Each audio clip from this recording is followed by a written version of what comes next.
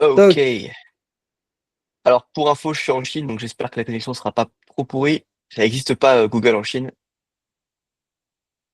Alors, Voilà. explique Est-ce le que vous contexte. pouvez, est-ce que vous pouvez bien voir mon écran ou pas? Ouais. Ouais. Ben, le Est-ce que, contexte, c'est que, dis-moi. pardon, j'allais te dire, explique le contexte, présente-toi aussi un petit peu, hein, oublie pas. Ouais, c'est parti. Alors, on va déjà parler un peu de ce qu'on va voir aujourd'hui. Déjà, on va faire une petite introduction, donc c'est là qu'on parlera du contexte.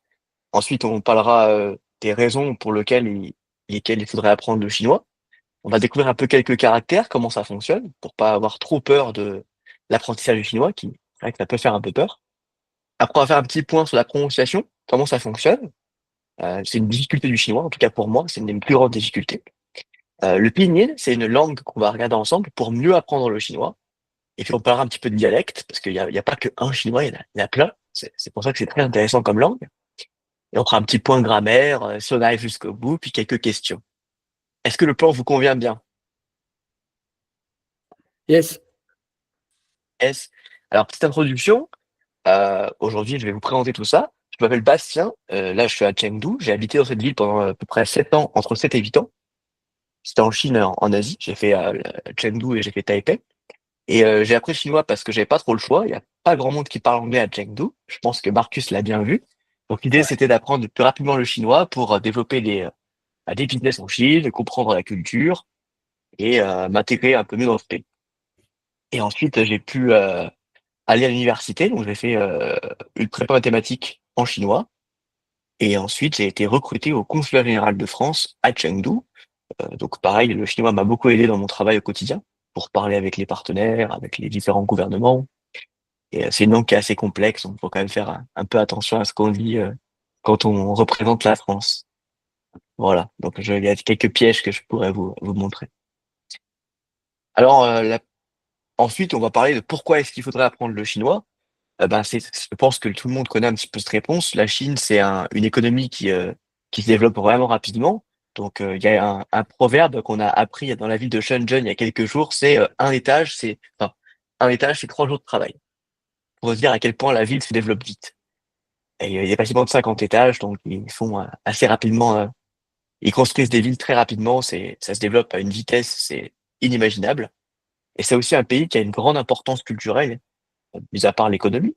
La culture chinoise, c'est à peu près entre 4000 et 5 000 ans d'histoire. Donc c'est sûr que ça peut être intéressant pour les passionnés d'histoire.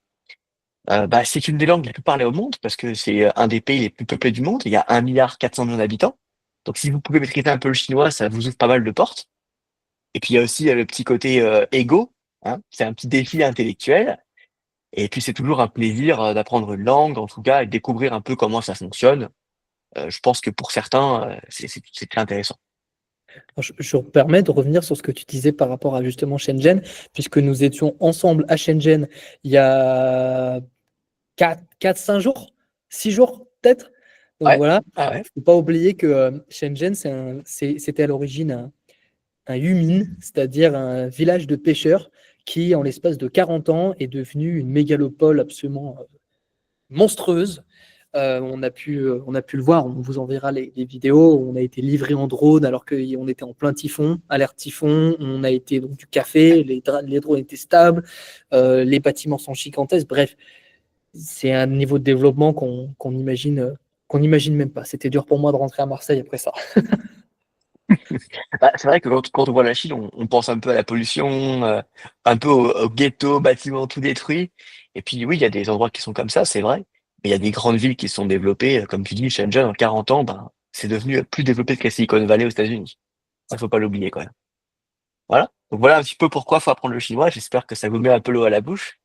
Et maintenant, on va passer sur des notions qui sont, on va voir un peu comment ça se construit cette langue, comment l'apprendre, c'est quoi les pièges un peu à éviter. En tout cas, de mon expérience, hein, parce qu'évidemment, je pense que chacun a une expérience différente. Alors, les caractères chinois, c'est quelque chose qui fait assez peur. Il y en a beaucoup, hein. Il y en a plus de 20 000.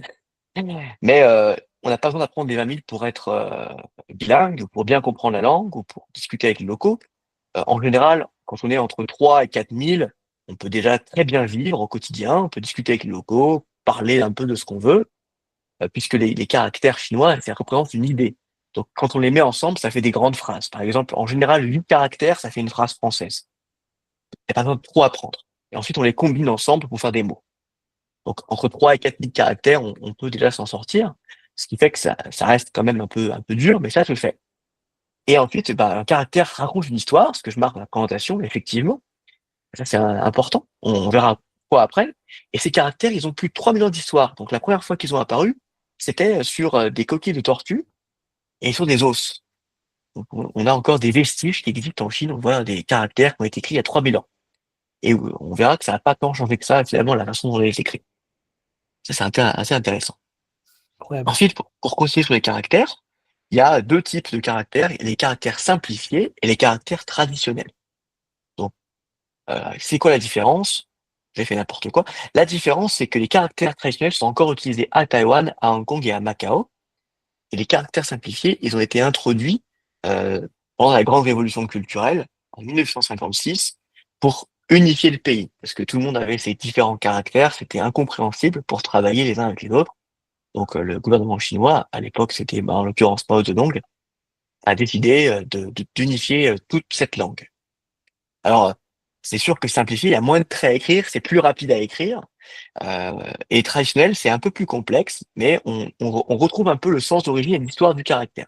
Alors en l'occurrence, moi j'ai appris les deux, parce que j'ai fait mes études aussi à Taïwan, donc j'ai pu utiliser les caractères traditionnels, et je trouve que c'est un peu plus facile, parce que les caractères traditionnels, ils ont plus les clés. On va voir ce que c'est que des clés derrière. On comprend mieux l'origine du caractère, et on s'en rappelle plus facilement. C'est des moyens mnémotechniques plus simples. Par contre, là je vais vous montrer un exemple, je vais zoomer. Regardez un peu la différence pour ce caractère-là, qui veut dire écouter. Ping. Il y en a un, il est quand même, bon, ça se fait en une seconde. Lui, ben, il faut quand même se rappeler de tous les traits, quoi. Donc, Ouais. il y en a un qui Ah, fait mal au tu peux crâne. zoomer un peu plus? Ouais, Ah, top. voilà. Donc ça veut dire l'oreille, ici. En fait, on voit que dans le caractère simplifié, il y a l'oreille, le cœur, le son. Donc ça fait sens. Alors que dans le caractère traditionnel, bah, il y a une bouche, quoi. C'est un peu bizarre. Donc c'est bien d'apprendre les deux si on veut vraiment maîtriser la langue et passer à l'étape supérieure. À savoir qu'avec Parcus, on étudie pas mal de textes anciens, qui étaient des textes avant l'unification, les caractères simplifiés, donc on a besoin d'avoir de connaître les deux. Pour nous, c'est très important. Voilà un peu pour les caractères. Est-ce que Marcus, tu vas ajouter quelque chose sur ce sujet? Simplifié versus Alors, traditionnel. euh, rapidement par rapport au cas de Xiangguang, c'est-à-dire de Hong Kong, euh, non seulement les caractères sont traditionnels, mais en plus de ça, vu que c'est plutôt du cantonais, du coup, du guangdonghua, en fait, les sons vont pas être les mêmes. Donc, il faut imaginer qu'en fonction du dialecte que vous allez parler, vous n'allez pas toujours prononcer le caractère exactement de la même manière. Et corrige-moi si je me trompe, Bastien.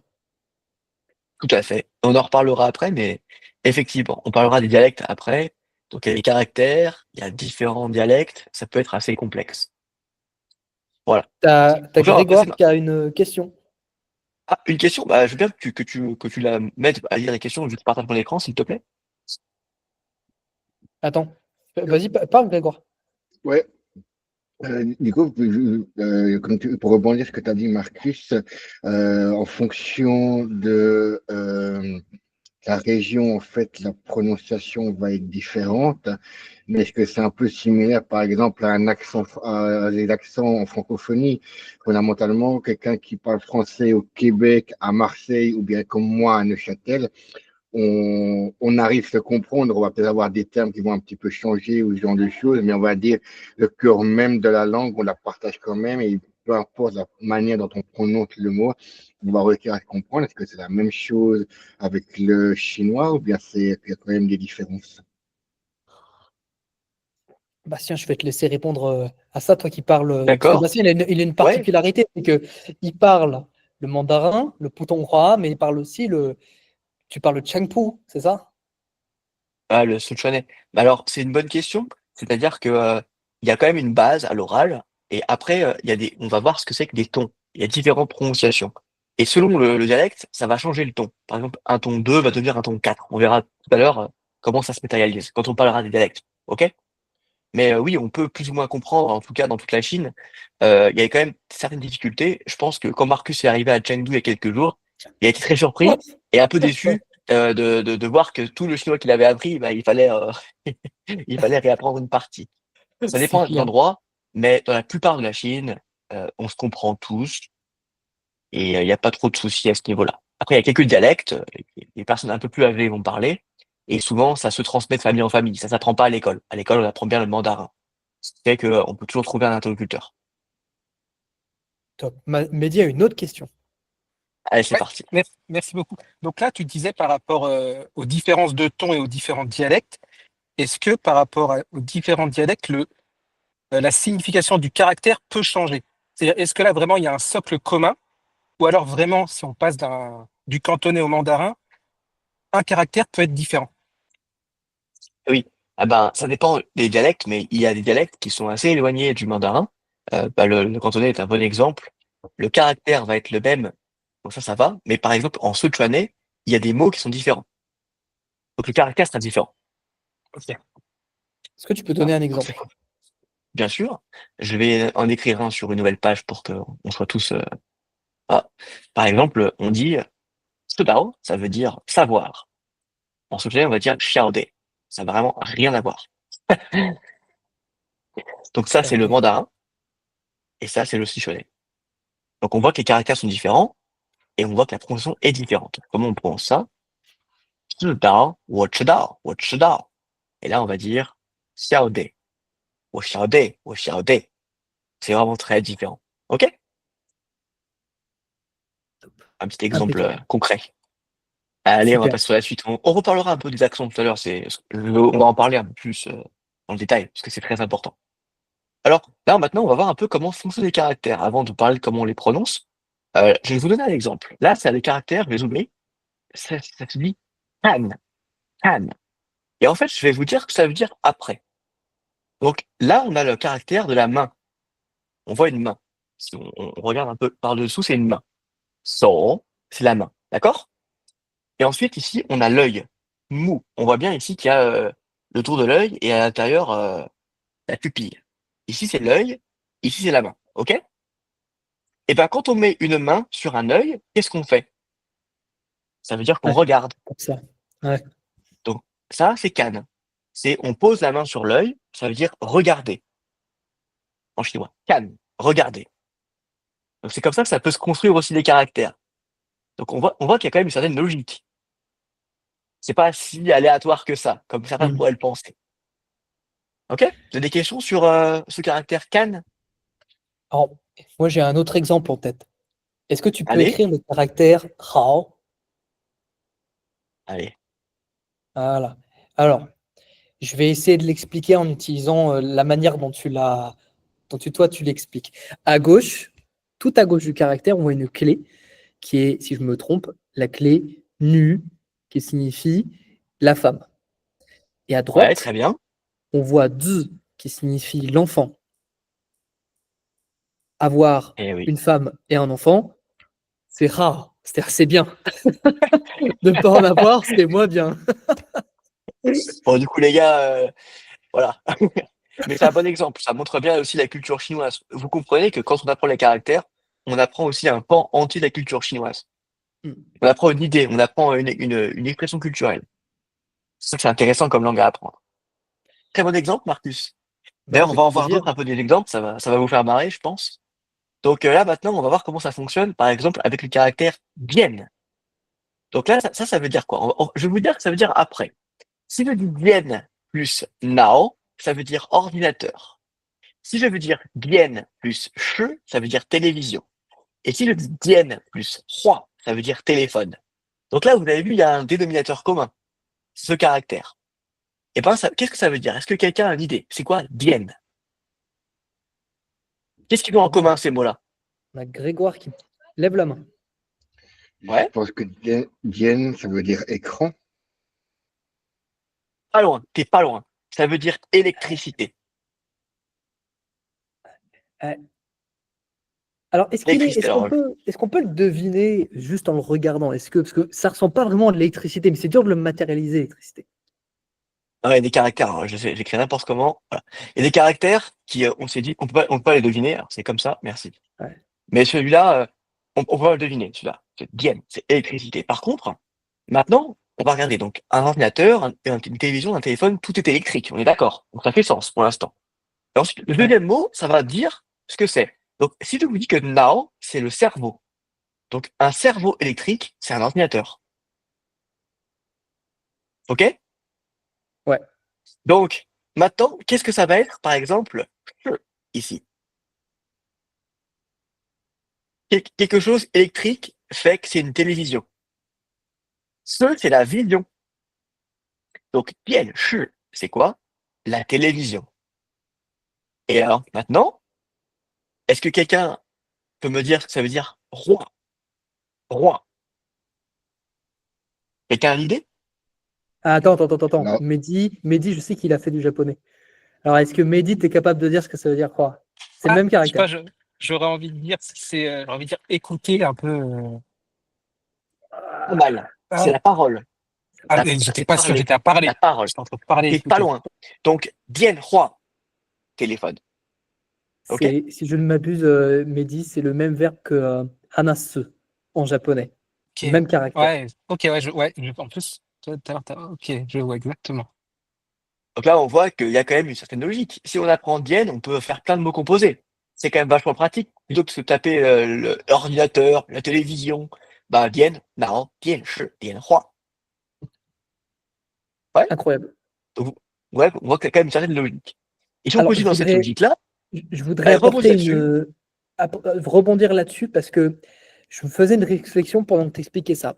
Il est possible, et je parle sous ton contrôle parce que c'est toi l'expert, il est possible d'avoir un son commun à différentes clés, ce qui fait que si on met cette clé de son dans d'autres caractères, le caractère se prononce de la même manière mais avec un ton différent. Je pense à, par exemple, DN, peut-être tu peux l'écrire, qui signifie l'heure ou le point. Ouais, le numéro 3. Je pense à Dien, avec l'accent Alors, tombant. Euh, on verra alors, ça, on verra ça après. ok, Mais je te laisse oui, faire. on- tout à l'heure, on va parler de la construction des caractères et il y a des clés. On appelle ça des radicaux. Et on peut regarder les radicaux. Alors, je vais vous faire une petite blague. Quand je suis arrivé en Chine, je comprenais rien au menu. Il n'y a pas de photo sur les menus. D'accord? Donc, tu prends ton doigt et puis tu montres un plat et tu pries pour que ce soit bon. Et donc, quand on voit le caractère à gauche, je vais vous zoomer, le caractère du cerveau, là. Quand on voit ça, quand on voit la petite lune à gauche, ça veut dire la lune. Ça veut dire que souvent, c'est de la viande ou des abats. Donc, moi, j'évitais tout ce qui avait ce caractère parce que je suis pas fan d'abats de viande. Donc, on en reparlera, mais c'est dans le sens de ce que tu vas, Parcus. D'accord? Ça va. Voilà. Allez, on va passer sur la suite. Maintenant, on va parler un peu d'un autre caractère qui est intéressant et qui est très important. Donc, ce caractère, c'est que. Ça veut dire un char à deux roues. Donc là, on voit clairement un système avec deux roues. C'est un char. Donc, dans la Chine antique, il y a 3000 ans, ils utilisaient déjà ce caractère. C'est impressionnant quand même, hein. Putain. Donc, en chinois moderne, on va dire un véhicule. Ouais. Donc, Ouais. maintenant, on va dire un char de feu. Qu'est-ce que c'est un char de feu? Une locomotive. À l'époque, il y avait des personnes qui prenaient le charbon et qui enfournaient le charbon pour que le train avance. Donc, un char de feu, c'est un train. Woche. OK? Ok. Ensuite, il y a eu les voitures les chars à vapeur, les voitures à vapeur, les toutes premières voitures, puis à l'essence. Donc, que la voiture. Et on peut dire que pour faire plus simple. Le tramway, c'est un char électrique. Donc, on va dire bien que. Donc là, on voit que les deux mots qu'on a appris, on peut les utiliser. Yes, bien que, le tramway. Et ensuite, on a des mots qui ressemblent à l'anglais parce qu'ils n'existaient pas en chinois. Par exemple, la moto, on va dire moto. Donc la moto, c'est le son de la moto en anglais avec tre pour dire que c'est un véhicule. Et le vélo, bah, c'est un char qui avance tout seul, qui a un système d'engrenage. Donc on va dire le zhejingche. Voilà. Donc, vous avez vu, on peut utiliser les caractères, on peut les réutiliser, les combiner, et vous comprenez que ça véhicule une idée. C'est pas juste un Comment, mot. comment tu dis un tank? On peut Voilà. dire un char Tu aussi. cherches les problèmes là. Ah, Alors, un cherche pas, tank, je sais, mais je voulais c'est t'attraper sur celui-là. très simple. Un tank, c'est tank, parce qu'il n'y a pas le mot tank, c'est quelque chose qui a été inventé par les Occidentaux. Donc, ils reprennent un mot emprunté. Comme nous, on emprunte sandwich, bah, eux, ils empruntent tank, tank, tank. Et OK? dans ce cas, on est d'accord qu'on n'utilise que des caractères qui représentent le son. Voilà, exactement. OK? Donc là, Top. on a vu ça. Et là, maintenant, on va parler toutes les petites clés là-dessus. Parce que je te voyais venir avec tes questions sur les clés, là, on va en parler. Les radicaux, ou on peut dire les clés. Et on peut repérer dans certains caractères des clés. Et donc, quand on voit une clé, on se dit, ah, c'est un rapport avec quelque chose. Donc, quand vous voyez ça, je vais zoomer pour vous. Quand vous voyez cette partie ici, là, ça veut dire que c'est en rapport avec le métal. Donc, Mm. là, cienne, c'est en rapport avec le métal, l'argent. L'argent, c'est en métal. Ça a Alors, toujours plus ou moins été zoom un peu. enrichi. Zoom un peu parce que Grégoire, il a des grosses binocles comme moi. Je le vois, il a Ah, je peux rapproché pas, son visage dangereusement. je peux pas zoomer plus, je suis vraiment désolé, je suis à fond là. Ouais, Ah, non, ça joue, c'était juste pour voir. J'avais un peu du mal à distinguer le radical, en fait. Parce que les lettres ok. sont assez rapprochées, puis du coup, mais c'est tout bon, la taille, elle joue. Il est à gauche, le radical est à gauche. Et souvent en Chine, ce qui va se passer, c'est que à gauche, il y a le radical qui définit un peu ce que c'est, et à droite, ça définit la prononciation. Donc là, à droite, bon, c'est un peu dur, faut le savoir, ça se dit chienne. Ça veut dire une ligne. Donc là, ça devient tienne. Donc ça veut dire que c'est un rapport avec l'argent, le métal. Ensuite, quand on veut dire le métro, on va dire di qui est. Di, c'est la terre. Qui est, c'est le fer. Donc là, on voit bien ici que le fer sous la terre, le métro. Et là, on voit encore pour le cuivre, on voit la clé à gauche. Et ça veut dire tong. Donc Marcus, il le sait, ce caractère à droite veut dire pareil. Et ça se prononce Ouais. tong. Donc tong, le cuivre. Et pareil pour l'argent, yin. On voit que tous ces caractères, ils ont ce radical du métal. Donc, même si on n'est pas sûr de ce que ça veut dire, on peut avoir un peu d'instinct et deviner ce que ça veut dire et comment le prononcer. C'est assez pratique. Voilà. Je pose Un juste autre une radical question. qui peut... Allez, Excuse-moi, on je voit. pose juste une question. Je vais t'embêter. Je vais te challenger un peu. Remonte un peu. Vas-y. Tu vois le deuxième, là, tiers, de Ouais. 10 tiers. Tu nous disais tout à l'heure que le caractère de droite, c'était souvent celui du son. Mais tu vois, par exemple, Souvent. le caractère de droite, là, c'est chu, comme dans Oui, gouachu, ça veut dire perdre. perdre. Donc, c'est pas tout le temps le cas. C'est pour ça que j'ai dit il peut avoir un petit peu d'instinct, mais il faut quand même apprendre le caractère. Ça peut être compliqué sinon. Donc, tu as raison. Capté. Là, le caractère à droite, c'est che, et ça veut dire perdre, ne pas avoir. Par contre, là, on voit que le reste, c'est assez bon. Hmm, À part carrément. celui-là qui pourrait être gun. OK? Donc là, maintenant, quand on voit les petites gouttes là, qu'est-ce que ça fait penser? À l'eau? Donc quand on dit la rivière, on voit les petites gouttes à gauche. Ça. Quand on voit les petites gouttes avec la berre, on dit hai. Quand on voit les petites gouttes avec roux, le son roux, ça veut dire le lac. Et se laver, bah, il y a des petites gouttes parce que bah, faut bien mettre de l'eau pour se laver. Donc voilà un peu les radicaux, comment ça fonctionne. Et ça donne pas mal d'indices. J'en ai encore un dernier pour le fun, avec la clé de la boue. Ah, une question. Ouais, C'est Grégoire, il a une parti. question. Allez. Ouais, vous pouvez revenir sur la précédente slide et aller sur laver. Si je fais confiance à mon instinct, donc on a le radical, c'est l'eau, et ce qui est à droite, ça ressemble à un corps, donc en fait c'est le son du corps, et de l'autre sur le corps, c'est se laver, c'est ça? Ah, pas tout à fait. Alors, ça, c'est une phase par laquelle je suis passé où j'essaie de deviner absolument tous les caractères à droite, mais parfois on peut juste pas. Mais en tout cas, c'est ça qui est marrant dans le chinois, c'est parce que des fois on dit des choses qui sont un peu drôles et puis des fois on vise juste. Pour le coup, le caractère à droite, c'est le caractère chienne, qui veut dire en premier. Donc là, il y a vraiment aucun rapport. Mais c'est bien essayé. Et alors, pendant mon cours de chinois, j'avais un Russe qui me saoulait. Il essayait de deviner tous les caractères, et ça, c'est l'aéroport, Chang, et lui il disait, oui, ça ressemble à une tour de contrôle avec une piste et un avion. Je lui disais, tu te calmes, hein. C'est absolument Calme-toi. pas. Mais en tout cas, c'est vrai que les cauchemars peuvent être très drôles parce que, effectivement, on a tendance à vouloir deviner les caractères. Moi, je donne un conseil, faut pas trop deviner, on l'apprend, et petit à petit, on va comprendre comment ça fonctionne. Et là, je vous apprends un peu le simplifié. Le traditionnel, ce serait pas la même façon d'écrire. Et en simplifié, on aurait plus, justement, d'indices, justement. Ah ouais. Parce que vu que c'est plus compliqué, ça reprend toutes les clés.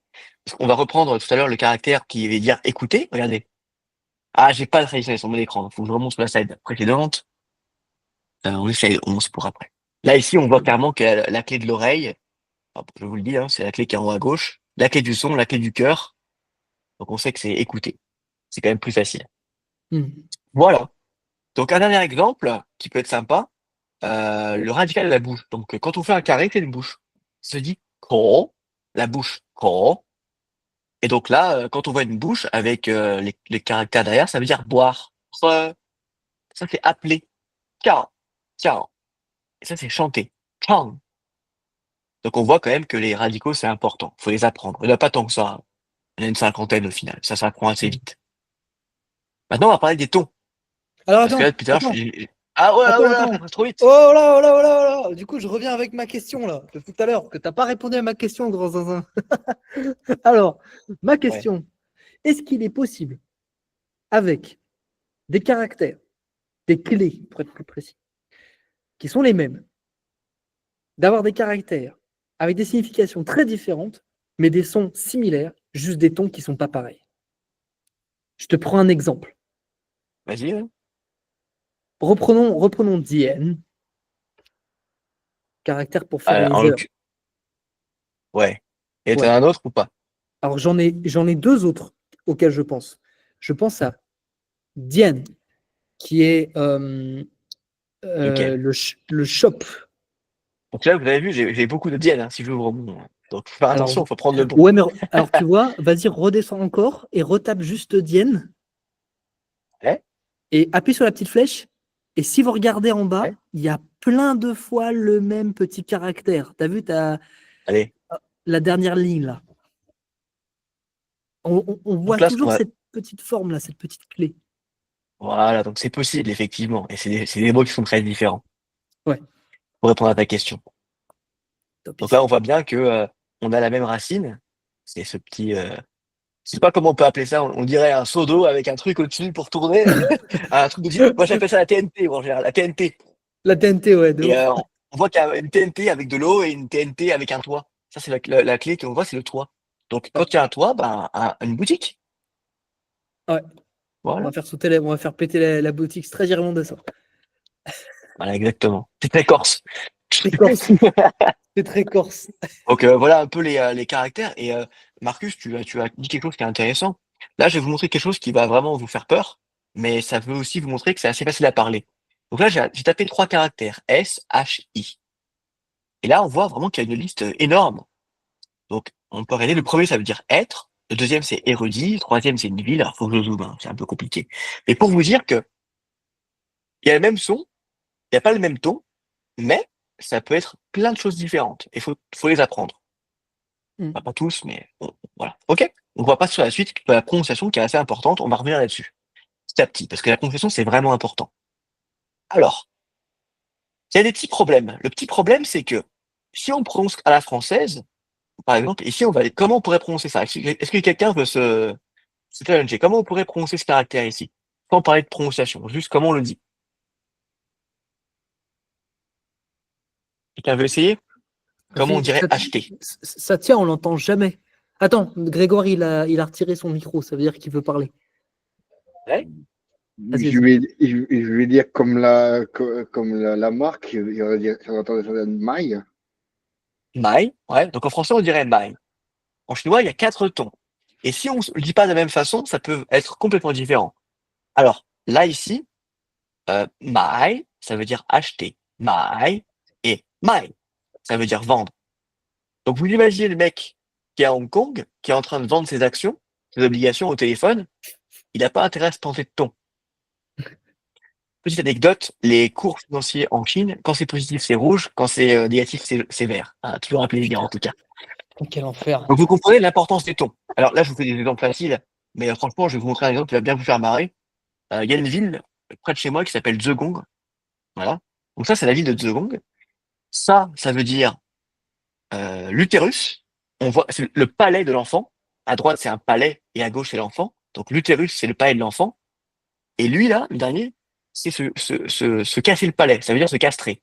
Donc si on se plante de ton, enfin, ça peut être ridicule, quoi. Voilà.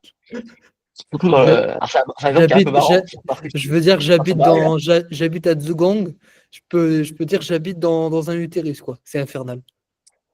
Donc, il faut faire attention. Et je pense que vous avez remarqué qu'il n'y a pas vraiment beaucoup de grammaire. Enfin, il y a de la grammaire, mais c'est pas des grandes phrases comme en français où on a du contexte linguistique.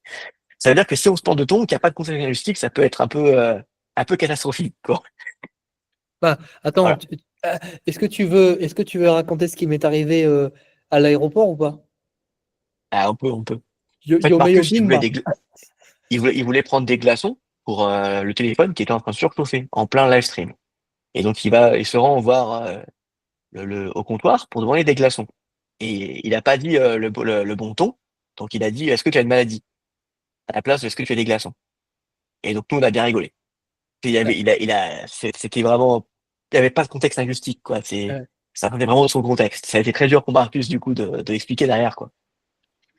J'ai dû faire des gestes. Voilà. Donc là, les tons, je vais vous les apprendre. Donc là, est-ce que tout le monde voit bien le petit schéma ici, là? Il y a un petit schéma. Ouais. Donc, il y a 4 tons, et il y a 1, 2, 3, 4, 5. Ça correspond un peu au niveau de la voix. Donc, on va commencer par le premier ton. C'est le ton qu'on appelle plat. Donc, on va aller très, très haut. On prend la voix la plus haute possible. Ma, ma. OK? Ouais. Après, on a le second ton où ça va monter. Mais on voit que ça monte pas de tout en bas. Ça monte de 3 à 5. Donc, ça va être ma. C'est pas mo. Ça va être ma. Donc, si on fait le premier, ma. Ensuite, on a le ton, là, avec un accent circonflexe à l'envers. Donc, c'est toujours un plaisir. Et on voit que lui, il est un peu pénible parce que d'abord, faut descendre de 2 à 1 et après, faut remonter. Donc ça, c'est vraiment une galère. Ma, Hmm. ma. Donc, Ma- ma. Et le quatrième, c'est le plus simple. On passe de 5 à 1. Donc là, on le casse. Ma, ma- ma. OK? Ouais. Et on a appelé ça le cinquième, c'est pas un ton, c'est quand il n'y a pas de ton. Par exemple, là, pour poser une question en chinois, il n'y a pas de grammaire, par exemple, avez-vous, on met juste ça en caractère et c'est fini, terminé. C'est une question. C'est quand même plus simple parfois le chinois. Ça va être ma. Donc il n'y a pas de, on prononce pas. Ma. Donc on Mhm. va recommencer. Ma. C'est important Ma, les tons. ma, ma, ma. Et ça, c'est une erreur énorme que j'ai faite. Alors on va prendre la question avant que je raconte mon erreur. Ouais. Cette histoire de 1, 2, 3, 4, 5, c'est c'est pour que nous, en tant que francophones, on n'a pas forcément cette notion de ton, on puisse un peu moduler la voix, etc. Ou bien c'est une règle, je ne sais pas comment c'est quand même quelque chose d'assez factuel au niveau de la linguistique chinoise. Non, c'est pas une règle, c'est pour que nous, en tant qu'occidentaux, on puisse moduler notre voix. Par exemple, le plus haut de ta voix sera pas le plus haut de ma voix. J'ai une voix qui est pas forcément très aiguë, mais je vais aller sur du ma. Je peux pas faire plus que ça. Là, ce sera le ton 1. Donc, quand on dit 5, c'est le maximum, quoi, qu'on puisse faire. Hmm. Donc, faut bien moduler. Donc, Est-ce ça que marche. tu, Merci. est-ce que tu te sens d'essayer, Grégoire, à faire les tons pour voir un petit peu comment tu t'en sors? Oh là là. Alors, attends, le premier, donc c'est le Tout en haut. plus haut, tout en haut, donc c'est ma, oui, Très bien. ma. Ensuite, le deuxième, c'est ma. Je suis plus en descente, Eh, là. Très bien, très bien. c'est très bien. Ouais, ok. Le troisième, donc c'est ma.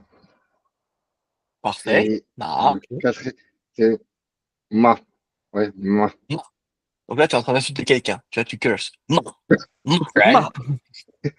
Ma. Donc, Ok. tu vois, tu as bien prononcé. Et maintenant, bah, tout le monde peut prononcer acheter et vendre comme il faut. My. My. My. My. My. Voilà, exactement. My. Voilà, très bien. On veut, on Donc, les veut, tons, on c'est veut de la important. maille. On veut de la maille. Alors, moi, ce que je voulais vous dire, exactement, Damaï. Ce que je voulais vous dire, c'est que, au début, j'ai pas trop compris toutes ces histoires de tons. Quand je suis arrivé dans le cours, je comprenais pas grand chose. Et ça m'a pris pas mal de temps avant de m'y mettre, 2, 3 mois. Et ça a été ensuite très compliqué de revenir et de réapprendre tous les caractères avec les tons. Quand on apprend le chinois, on doit apprendre le caractère, on doit apprendre son ton. Sinon, c'est compliqué de dire à l'oral. OK? Donc, si vous apprenez le chinois, faites attention à la prononciation dès le début. Sinon, vous allez devoir passer du temps, comme moi, tous les soirs, pendant des heures, à reprendre. Parce que quand on a fait 10 ans de chinois, on a 7 000 8 000 caractères appris. Donc, ça veut dire qu'il faut apprendre tous les tons de 7 000 caractères. Je vous laisse imaginer le problème que ça a pu être pour moi, derrière. J'ai le même problème en ce moment. Et là où c'est très difficile, c'est qu'il y avait des gens qui avaient appris le chinois pendant 1 an. Quand ils parlaient, les gens pensaient que, ah, il parle mieux que toi en chinois. Et t'es là, bah ouais, il prononce mieux que moi, mais après, il a pas de vocabulaire, quoi. Mais du coup, bah, les gens pensent qu'il parle mieux que moi. Donc c'est un peu pénible parce que ça reflète pas forcément le niveau qu'on va avoir à l'oral. C'est pour ça qu'il faut bien travailler la prononciation. OK? Ouais. Et justement, pour la travailler, qu'est-ce qu'on a? On utilise le pinyin. C'est un système de transcription phonétique. Ça va être lire et prononcer avant de connaître les caractères. Au début, c'est un petit peu dur d'apprendre les caractères. C'est un petit peu ambitieux. Donc on utilise le pinyin. Donc là, on voit ici qu'il y a du pinyin. C'est ça le pinyin. On peut le lire en français, en anglais, et ça nous permet de commencer déjà à prononcer le chinois. C'est assez cool ça. Donc au début, les premiers bouquins de chinois que vous allez avoir, il y aura du chinois en caractère et du pinyin. Et petit à petit, ça va être que du caractère. Et après, il y a la troisième chose qui rentre en compte, c'est qu'en chinois, il y a ce qu'on appelle le shumianyu, le chinois littéraire. Il y a beaucoup d'étrangers qui font cette erreur, qui utilisent des mots littéraires à l'oral. Et ça, en chinois, c'est rédhibitoire. Ouais. Donc il y a vraiment les 3 niveaux. Pinyin, chinois, un peu oral, et après le chinois littéraire. OK? Ouais. Voilà, est-ce que tu as des questions sur tout ça? Les tons, le pinyin? Non? Moi, j'ai une question sur ce chinois littéraire. Donc, en fait, c'est des caractères chinois qu'on va retrouver uniquement dans la littérature, ou bien c'est... Eh bien, c'est exactement ça. Si on le dit à l'oral, ça devient bizarre. C'est un peu bizarre à l'oral. Il faut faire attention à ça. Dans beaucoup de langues asiatiques, ça fonctionne de cette manière-là. En thaïlandais, c'est pareil. D'ailleurs, en thaïlandais, il y a 5 tons. Donc, le chinois m'aide beaucoup dans mon apprentissage thaïlandais. Mais le chinois littéraire, c'est ce qu'on va voir, par exemple, quand on va prendre un bouquin, quand on va regarder une facture ou un document un peu plus officiel. Mais ça se fait bien, hein, ça s'apprend en parallèle, hein, Hmm. petit à petit. Voilà. Donc maintenant, on va parler un peu des dialectes, parce qu'on en parlait tout à l'heure. Vous m'avez un peu mis le couteau à la gorge pour en parler, alors qu'il y a une slide dédiée. Hein. Et à ça, tu pourrais dire. Exactement. Donc le dialecte, il y a beaucoup de dialectes en Chine. Il y a, je sais pas combien il y en a exactement, mais souvent les Chinois, ils ont même tendance à sous-estimer la diversité culturelle et linguistique de leur pays. Souvent, je donne un exemple, ils me disent, ah, en France, il y a beaucoup de personnes un peu d'Afrique, du Nord, d'Asiatiques, d'Hispaniques, de Caucasiens. Oui, la France, elle est assez diversifiée. Et ils pensent que eux ne sont que des Chinois. Et je leur dis, oui, mais en Chine, il y a 56 minorités. Il y a 56 types de Chinois différents en Chine. Et donc, il y a tous ces types-là ont des dialectes. Et dans chaque région, il peut y avoir aussi des dialectes. Et selon les villes, il peut y avoir des dialectes. Par exemple, là, j'habite à Chengdu. Enfin, je suis actuellement à Chengdu, j'habite pas à Chengdu. C'était avant. Il y a le dialecte du Sichuan. Et quand je vais prendre un train pour aller dans la ville d'à côté qui s'appelle le Shan, il y aura le dialecte de le Shan, avec quelques mots qui vont être différents. Donc, il faut faire attention aux dialectes. C'est pas super de les utiliser dans la vie de tous les jours, au travail. Par contre, ça peut être vraiment très intéressant pour nouer des contacts, pour nouer des amitiés, montrer qu'on s'intéresse à leur culture locale. Moi, je sais que le dialecte m'a ouvert énormément de portes en Chine.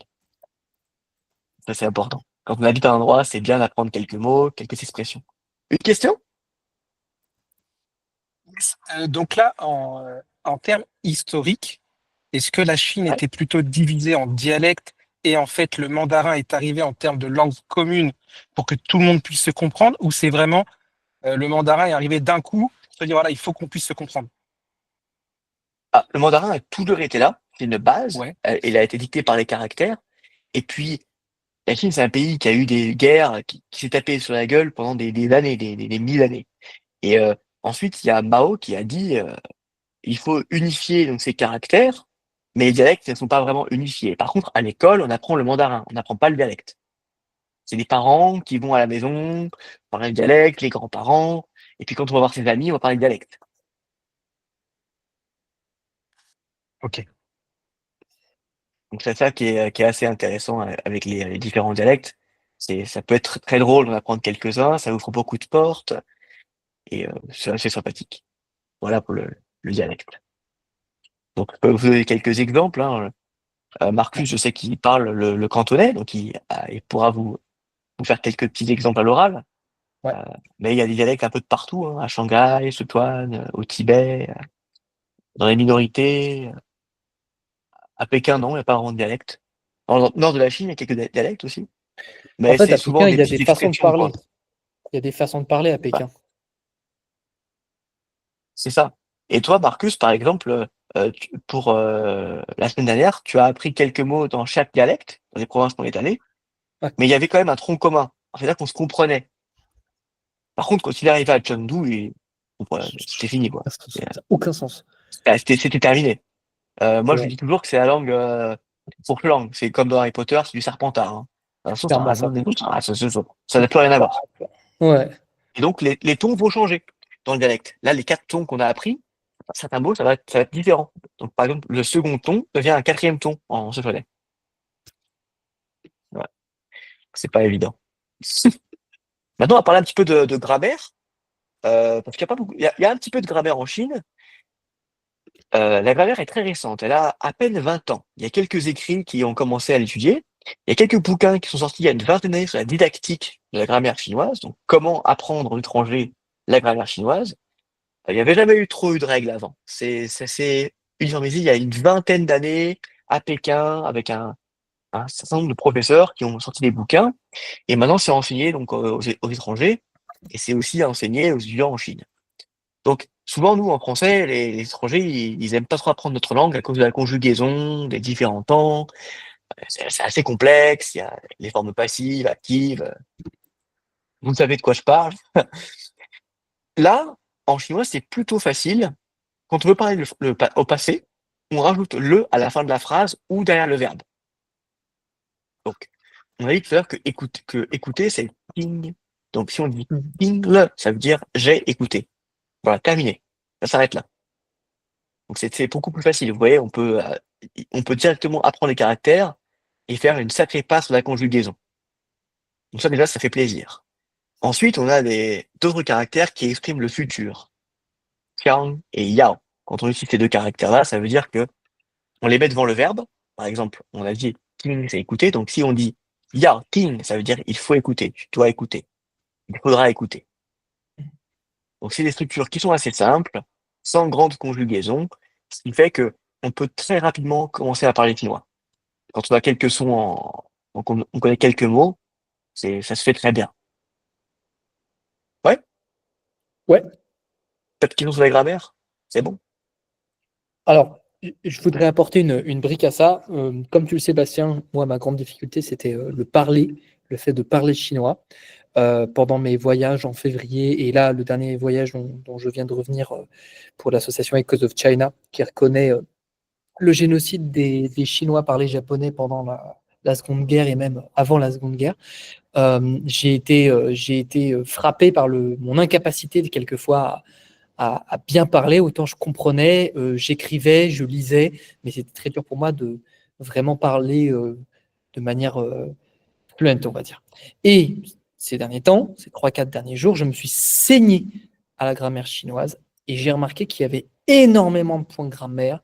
J'ai acheté 3 volumes de points de grammaire chinois. Je dois avoir 1200 pages de ça à coup de 1 point grammaire toutes les 2 pages. Mais en fait, j'ai l'impression que dans la vie courante, les Chinois n'en utilisent pas tant. Est-ce que tu pourrais commenter ça? C'est vrai. Il y a quelques structures à apprendre. Vous savez, on apprend souvent des structures en anglais ou en français, bien que, même si, à condition que. Bah, il suffit d'apprendre les bases en chinois et c'est la même chose. Hein. On a les équivalents en chinois. Donc, après, c'est sûr que si on veut avoir une langue un peu plus fluide, c'est bien d'utiliser ces structures-là. Ça permet de guider le langage et d'avoir des automatismes. Mais les Chinois n'utilisent pas tant de grammaire que ça. Et en fait, ce que je vais vous dire va vous choquer, hein, mais moi, je connais plus de caractères que beaucoup de Chinois en Chine. Parce que ils ont arrêté de les apprendre, ils ont arrêté de les écrire, et quand on est étudiant de chinois, comme j'ai pu l'être pendant des années, on fait que d'en apprendre, on apprend une trentaine par jour. Donc quand on dépasse les 6000, 7000 caractères, on est déjà au-dessus de la moyenne nationale. Voilà. Après, c'est là où ça pêche un petit peu pour Marcus et moi, en tout cas, c'est la prononciation, les tons, et la fluidité. Bon, encore ça va, moi je pense que je me débrouille plus ou moins, mais il y a encore quand même une belle marge de manœuvre. J'ai l'impression que le chinois, c'est un peu comme l'informatique, ça s'arrête jamais, quoi. Faut toujours apprendre, apprendre, apprendre. C'est trop bien en vrai. C'est un très bon point. Ouais, super intéressant. Maintenant, je pense qu'on peut faire une petite séance de questions-réponses ou des petits exemples. Est-ce que vous avez déjà des questions? Est-ce que ça vous a plu? Des suggestions? Petit feedback, petites questions, tranquille. Ouais, moi j'ai une question, ça dépasse un petit peu le cadre du chinois, mais voilà, je m'intéresse un petit peu à la culture coréenne, à la culture japonaise, à la culture chinoise, enfin, surtout aux cultures asiatiques. Et en fait, Ouais. je voulais savoir si tout d'un coup, si je commencerais à apprendre le chinois, par exemple, est-ce que ça m'ouvrirait des portes et certaines facilités, par exemple, à ensuite apprendre le coréen ou le japonais, etc. Comme par exemple, pour prendre un exemple peut-être un peu plus parlant, le fait que j'ai des bases en allemand et en anglais. Quand je vais voir mon frère qui vit à Oslo en Norvège avec sa fiancée, j'arrive plus ou moins à lire le norvégien. J'ai pas forcément une compréhension fine, mais voilà, je vais reconnaître certains mots, certaines structures grammaticales, des genres de choses. C'est une bonne question. Alors, il faut savoir que le japonais et le coréen, ils sont la langue dont c'est issu, c'est le chinois. Donc, il y aura forcément une grande facilité par la suite si tu veux apprendre le japonais. Le japonais, c'est assez flagrant. Le coréen, ils ont pas eu la même approche et ça énerve beaucoup les Chinois, c'est qu'ils ont enlevé la plupart des caractères chinois de leur langue.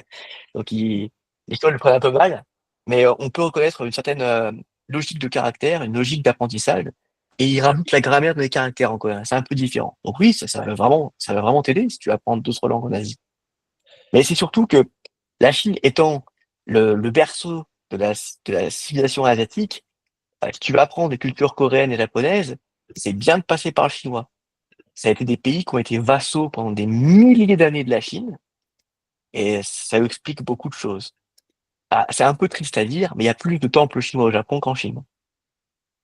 Ouais. Alors, j'en profite, je fais aussi un petit ajout par rapport à ça. Ça permet de faire le lien avec ce qu'on disait sur les caractères. Est-ce que, Bastien, tu peux nous dire comment on appelle un caractère chinois en chinois? Hanzi, Un hanzi. Vous voyez, le Han, c'est le nom de l'ethnie majoritaire en Chine. Comment est-ce qu'on l'appelle en coréen, ce caractère chinois? Est-ce que tu sais, Bastien? hein, je sais pas. On l'appelle Hanjia. Donc, Hanzi, Hanjia, et en japonais, je suis sûr que tu sais, Je dirais. hein, un kanji. Donc, on a, Ah oui, le kanji, ha- c'est vrai. eh ouais, donc on a Hanzi, Hanjia, Kanji. Le Han, kan, est la racine commune parce que justement, cette idée de langue chinoise d'origine est restée. Le caractère chinois représentatif de la langue chinoise et donc de l'ethnie des Han est absolument resté, même si ensuite les branches ethniques, on va dire, des Japonais et des Coréens ne sont pas les mêmes, puisque les Coréens, c'est les Gaoli, si je me souviens bien, et les Japonais, c'est les Yamato. Donc ce sont des branches ethniques qui se sont déphasées, entre guillemets, qui se sont détachées du Han pour évoluer dans des milieux différents. Petit ajout en même temps culturel à ton explication, mon Bastien. Pas les moindres. Mais c'est pour ça que le chinois peut vraiment aider n'importe qui est intéressé par la culture asiatique. En tout cas, moi, je le préconise parce que la plupart de l'histoire est. Là, je vous ai dit que ça a été. Les caractères sont arrivés il y a 3000 ans. Donc, en cours de chinois, j'ai eu des cours de chinois anciens. J'ai des textes qui dataient de 2500 ans. C'est assez sympa quand même. Le Goudaï, tu veux Et dire? on voit le Bouddha. Et c'est marrant parce qu'on lit des textes avec par exemple, sur des sujets de féminisme. Donc, quand en France, on pense qu'on est assez progressiste sur ce sujet, on se rend compte qu'en Chine, il y a 1500 ans, ils parlaient déjà de féminisme, quoi. C'est Ouais, une c'est petite vrai. claque morale Mais d'ailleurs, intéressante. ça s'est senti pendant notre voyage en Chine. On en discutait il y a quelques jours. Alors, euh, contexte, pour l'association Echoes of China, quand on est parti en Chine, on a visité beaucoup de Jinyangguan et de Bohuguan. Donc, Jinyangguan des mémoriaux de guerre et les Bohuguan des musées de guerre. Et en fait, on s'est rendu compte que la place de la femme est extrêmement mise en avant au sein de la résistance chinoise contre l'envahisseur japonaise. On a beaucoup d'héroïnes de guerre qui ont été mises en avant, notamment Zhao Yiman. On fera bientôt un article sur notre blog à ce sujet. Voilà, c'était la petite parenthèse, mais c'est vrai que ce sont des thématiques qui sont en fait, très récentes en Occident, mais qui sont très anciennes en Orient, en Extrême-Orient. Est-ce qu'il y a d'autres questions avant qu'on clôture ce petit webinaire? Yes, j'en aurais une. Par rapport à l'apprentissage directement de la langue, est-ce qu'il y a une plus grande difficulté pour, je vais dire, nous francophones, d'apprendre le chinois? Parce qu'en fait, on a déjà une expression qu'on dit c'est du chinois. Déjà, et je trouve qu'en fait, ça, je vais dire, dévalorise la langue. Et en fait, nous, ça nous met en posture de ouais, en fait, c'est presque impossible à apprendre. Ah, c'est une bonne observation, ça. Ça me plaît ce que tu dis. C'est vrai que on a tendance à se dévaloriser et bah, moi, les gens, des fois, ils me disaient en France: «Ouais, c'est du chinois». Je fais: «Bah, pas de problème, hein».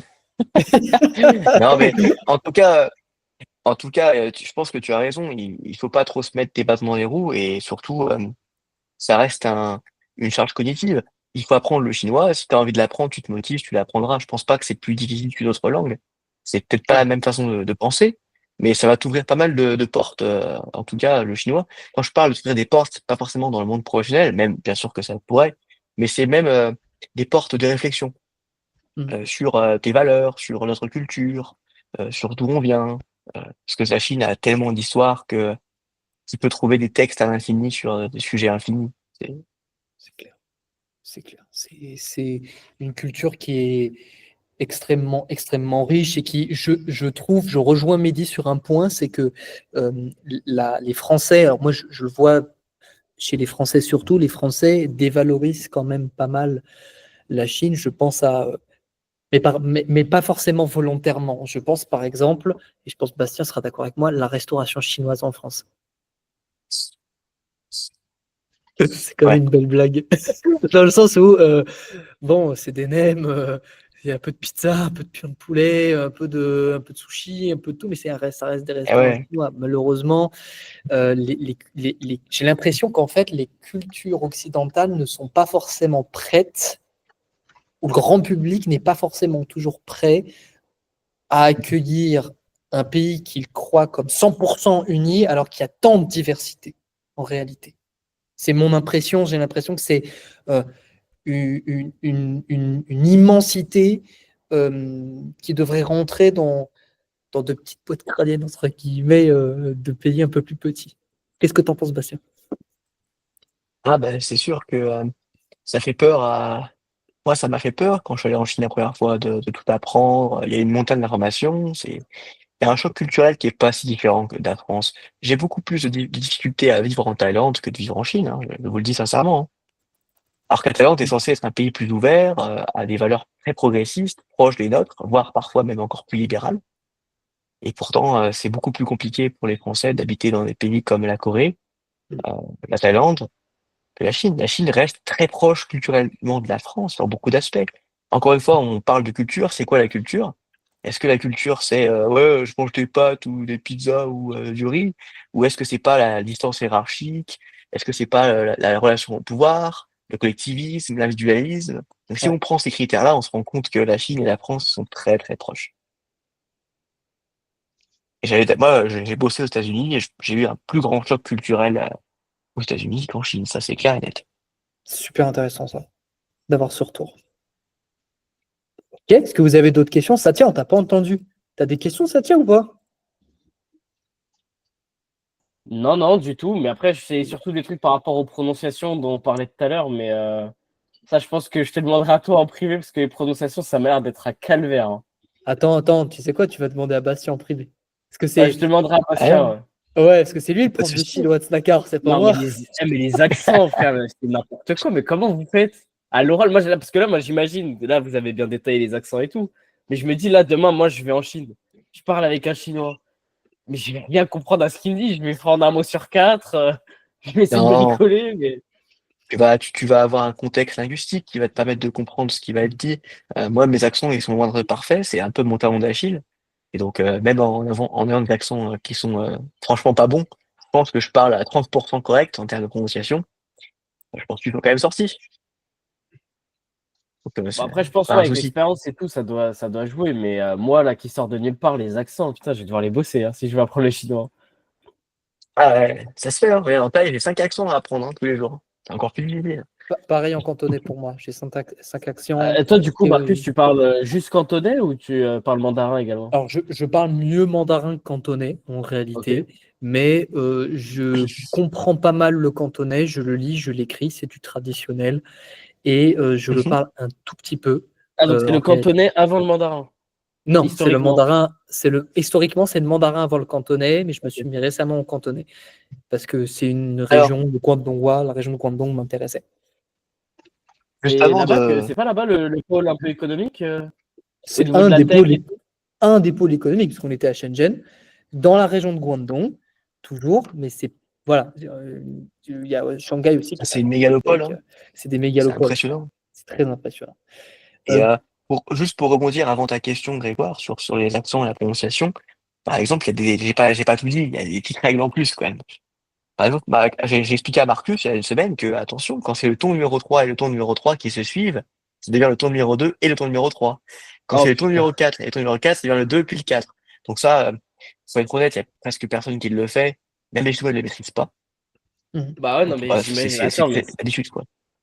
le cerveau de malade qu'il faut pour parler chinois. Tu m'étonnes, ils sont tous forts en maths, en instruments de musique. Regarde, Bastien, il était pourquoi en Chine? Il a fait une prépa maths, hein, la prépa maths en chinois. Ah oui, t'es courageux. Je suis mort. Il faut, hein. Ouais, bah, pourquoi vivre la vie facilement quand on peut la vivre de manière hardcore? C'est la définition de la vie de Il a Bastien, ça. vraiment mis le jeu avec toutes les difficultés là. Ouais. Ah, Ouais. je suis encore à ce jour le seul étranger à avoir fait ça, en Chine. Ah ouais? Ah, ouais, ouais, ouais. Ah, C'est quoi ta question, Grégoire? Ben, en fait, pragmatiquement, il faut combien de temps pour avoir une base en chinois? Alors, quand on est mandarin, ça sera à vous de dire. Pour ce guillemets, c'est d'un coup, moi, je veux partir en Chine et on va dire, pour me débrouiller dans la vie de tous les jours, donc pour manger, pour un petit peu lire, etc. Simplement pour débrouiller. On ne parle pas forcément d'avoir des discussions Ouais. philosophiques, etc. On va dire un petit niveau A1, hein, au risque d'énerver Marcus avec le CECR. Mais on va dire, je pense, 3-4 mois de chinois à raison de 2 heures par jour. Ouais. Ah seulement? Ouais, ouais.